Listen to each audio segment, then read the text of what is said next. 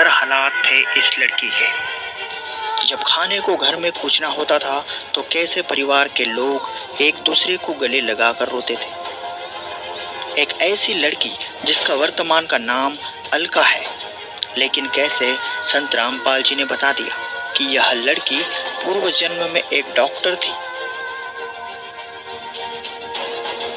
और कैसे पूर्ण परमात्मा ने इस लड़की की आत्मा को अभी तक अपने पास संभाल कर रखा था, और वर्तमान में इसका नाम अलका है, और यह संत रामपाल जी महाराज की शरण ग्रहण करके सत भक्ति कर रही है।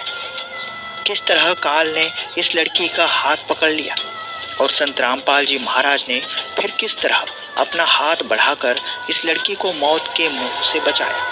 दूसरे के लग के ऐसे रोते थे जैसे अपना कोई था ही नहीं, कोई पूछता भी नहीं था कि क्या हो रहा है, क्या खाया भी नहीं, कुछ खाया कि नहीं खाया। तो एकदम से एक काला भयंकर सा आदमी मेरे सामने खड़ा था, उसने मेरा हाथ पकड़ लिया।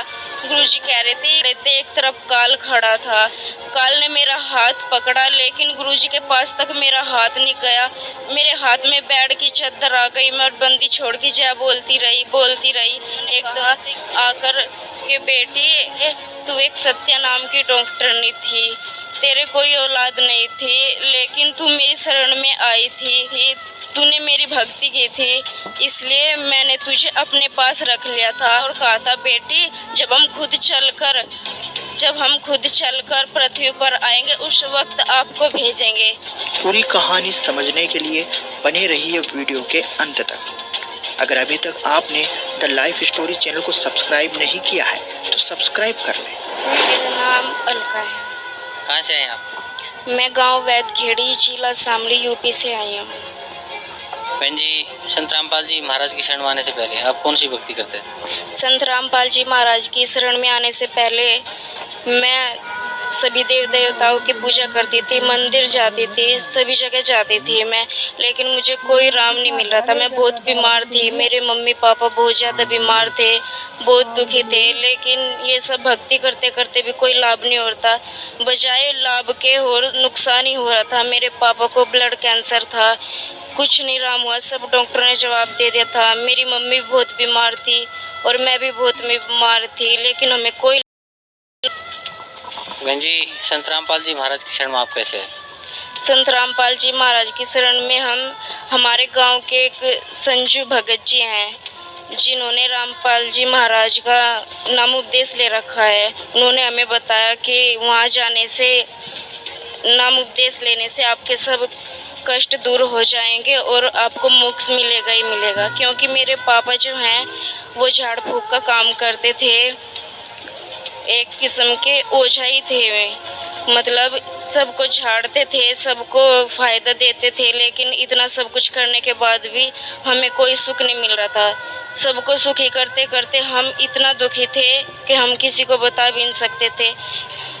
एक दूसरे के लग के ऐसे रोते थे जैसे अपना कोई था ही नहीं, कोई पूछता भी नहीं था कि क्या हो रहा है, क्या खाया भी नहीं, कुछ खाया कि नहीं खाया। मेरी मम्मी को रसोली हुई थी पेट में, डॉक्टर ने कहा था कि सिर्फ 15 दिन का टाइम है, 15 दिन के टाइम के बाद इनका कोई इलाज नहीं हो सकता है, इनकी रसोली फूट सकती है और इनकी कोई गारंटी नहीं।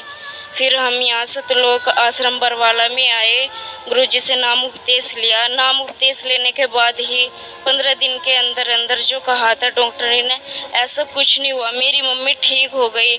आज हमें नाम उपदेश लेने के 3 साल हो गए हमें, आज मेरी मम्मी बिल्कुल ठीक है, कोई दवाई नहीं खाई। मेरे पापा को ब्लड कैंसर था, मेरे पापा बिल्कुल ठीक हो गए, आज कोई भी परेशानी नहीं है। और मैं एक दिन स्कूल जा रही थी, ऐसे ही नाम जाप करते करते, पहला नाम मिला हुआ था, स्कूल जा रही थी, एक भैंस ने इतनी जोर की टक्कर मारी मुझे कि मुझे पता भी नहीं चला पल भर में क्या हो गया। मैं साइकिल से इतना जोर की गिरी, पुल पे से इतना जोर की गिरी कि शायद उस दिन मैं बच नहीं पाती, लेकिन मुझे ऐसा महसूस हुआ जैसे कि संत रामपाल जी महाराज ने मुझे अपनी गोद में उठा लिया, मुझे खरोंच तक नहीं आई। और मेरी जो मम्मी थी वो भी ठीक हो गई, मेरे पापा भी ठीक हो गए। आज हम परमात्मा की दया से बिल्कुल खुश हैं। बहन जी, भगत समाज को क्या संदेश देना चाहते हैं आप? मैं भक्त समाज को यही संदेश देना चाहूँगी कि सतलोक में आओ और संत रामपाल जी महाराज से नाम उपदेश लेने के बाद अपना कल्याण करवाओ, क्योंकि सतलोक आश्रम बरवाला में पूर्ण संत कबीर साहिब परमात्मा आए हुए हैं, जो संत रामपाल जी महाराज का चोला पहने हुए हैं। क्योंकि एक बार मुझे सपन दिखा था, जैसे मैं जा रही थी, नाम जाप करते हुए जा रही थी सतनाम का, तो एक कुतिया मरी हुई पड़ी थी, उसके 2 पिल्ले भी थे। वो बहुत भूख से रो रहे थे। मुझे देखा नहीं गया उन पिल्लों को। मैं उनको उठा करके घर लेकर आई, उनको दूध पिलाया, सब काम किया। वो पिल्ले देखते देखते मेरी आंखों के सामने ही 2 बच्चों का रूप ले लिया। मेरी आंख खुल गई। मैं सोची परमात्मा आपने आज मुझे क्या दिखाया। मैं पूरे दिन ऐसे ही बीत गया, मैं रोती रही, मुझे कुछ समझ नहीं आया। फिर जब संध्या आरती का टाइम हुआ, मैं संध्या आरती की, मैंने परमात्मा से अरदास की, हे परमात्मा इसके पीछे क्या राज है, मुझे एक बार फिर दर्शन दे के बताओ परमात्मा इसके पीछे क्या राज है। फिर अगले दिन परमात्मा सपन में आए, कहा बेटी, जैसे ही सपन में आए तो मुझे 2 फल दिए और ये जो पाठ प्रसाद मिलता है ये दिया। और जैसे इनको लेकर मैं बेड पर रखा तो एकदम से एक काला भयंकर सा आदमी मेरे सामने खड़ा था। उसने मेरा हाथ पकड़ लिया। गुरुजी कह रहे थे कि ये काल था। एक तरफ गुरुजी खड़े थे, एक तरफ काल खड़ा था। काल ने मेरा हाथ पकड़ा, लेकिन गुरुजी के पास तक मेरा हाथ नहीं गया। मेरे हाथ में बेड की चादर आ गई। मैं बंदी छोड़ के जय बोलती रही। एकदम से बंदी छोड़ के जय बोलते बोलते परमेश्वर ने अपना हाथ बढ़ाया। जैसे ही हाथ बढ़ा, काल ने मेरा हाथ छोड़ दिया और मेरी आँख खुल गई। फिर अगले दिन फिर ऐसे ही हुआ। मैंने फिर परमात्मा से अरदास लगाई तो परमात्मा ने कहा आकर के बेटी 600 साल पहले तू एक सत्या नाम की डॉक्टरनी थी, तेरे कोई औलाद नहीं थी, लेकिन तू मेरी शरण में आई थी। इसलिए तू मेरी शरण में आई थी, तूने मेरी भक्ति की थी, इसलिए मैंने तुझे अपने पास रख लिया था। और कहा था बेटी जब हम खुद चलकर पृथ्वी पर आएंगे उस वक्त आपको भेजेंगे।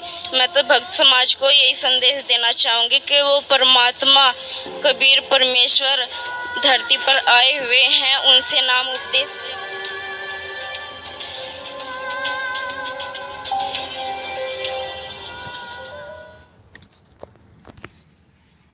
हमारे YouTube चैनल